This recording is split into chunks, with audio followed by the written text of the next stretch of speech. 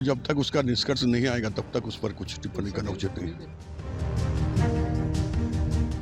आज यहाँ पड़ोस में झारखंड में नोटों के पहाड़ मिल रहे हैं, नोटों के पहाड़। मुझे आपकी पाई पाई बचानी चाहिए कि नहीं बचानी चाहिए? आपके हक का पैसा बचाना चाहिए कि नहीं बचाना चाहिए? नोटों का ये पहाड़ मिला है रांची के हवाई नगर इलाके के एक घर में। ईडी ने एक साथ रांची में 9 ठिकानों पर छापेमारी की। उसके राडार पर झारखंड सरकार में काम करने वाले इंजीनियर से लेकर कई नेताओं के ठिकाने थे। इस छापे से इतने नोट मिले कि अधिकारियों की आंखें खुली की खुली रह गई। संजीव लाल नाम के शख्स के नौकर जहांगीर आलम के यहां नोटों का भंडार मिला है। संजीव लाल झारखंड सरकार में मंत्री आलमगीर आलम का निजी सचिव है।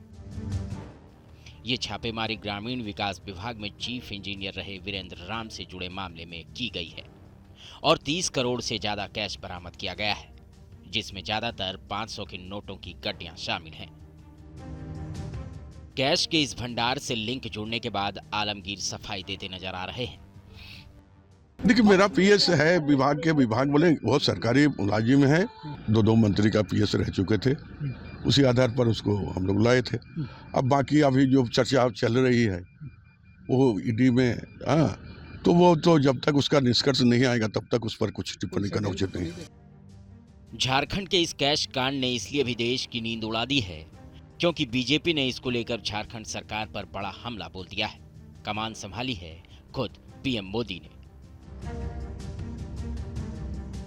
आज यहाँ पड़ोस में झारखंड में नोटों के पहाड़ मिल रहे हैं, नोटों के पहाड़। लोगों का चोरी किया माल पकड़ रहा है मोदी वहां। अब मुझे बताइए, मैं चोरी बंद कर दूं, इनकी कमाई बंद कर दूं, इनकी लूट बंद कर दूं, तो मोदी को गाली देंगे कि नहीं देंगे? झारखंड में एक मंत्री के घर से 30 करोड़ रुपया जब्त हुआ है भाइयों, 30 करोड़ रुपए पैसा लूटा है। वो जेल की सलाखों के पीछे जाने चाहिए। लेकिन प्रश्न ये है कि आखिर ये पैसा आया कहां से, ये पैसा किसका है और कैसे भ्रष्टाचार का ये खेल झारखंड में चल रहा था? प्रश्न कई हैं और जवाब के कटघरे में झारखंड का ग्रामीण विकास विभाग खड़ा नजर आ रहा है। झारखंड में कभी कांग्रेस के एमपी के घर रुपया निकलता है 300 करोड़ 400 करोड़, कभी उनके मंत्री के घर से निकल रहा है, आलमगीर के घर से।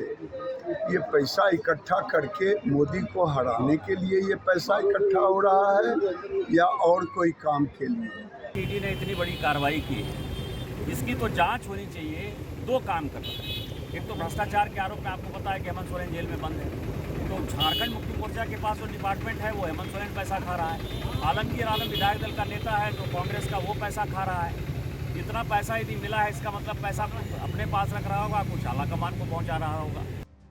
अभी तक खुलासे से साफ है कि झारखंड में कैश उगाही का एक पूरा सिस्टम काम कर रहा था, जिसके तार ग्रामीण विकास विभाग से जुड़े दिख रहे हैं। इस मुद्दे पर झारखंड सरकार घिरती नजर आ रही है तो बीजेपी को आक्रामक होने का एक और मौका मिल गया है। Team news nation.